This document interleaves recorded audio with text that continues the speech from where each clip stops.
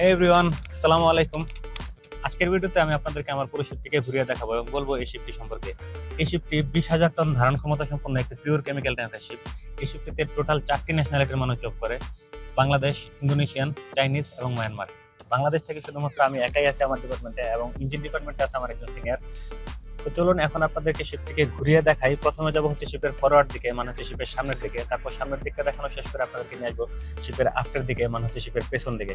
তো চলুন দেরি না করে শুরু করা যাক।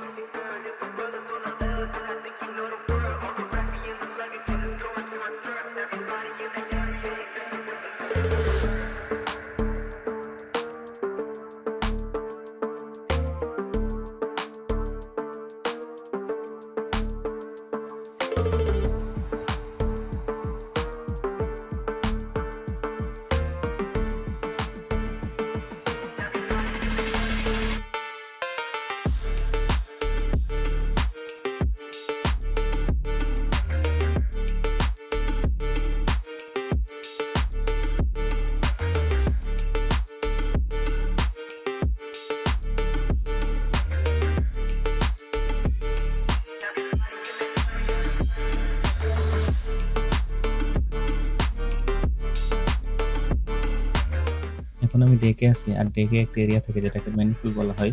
আপনারা নিচে যে লাইনগুলো দেখতে পাচ্ছেন, এখানে মূলত হোস কানেকশন দেওয়া হয়। যখন কার্গো অপারেশন হয় তখন এই হোসের মাধ্যমে কার্গো লোডিং এবং ডিসচার্জ করা হয়।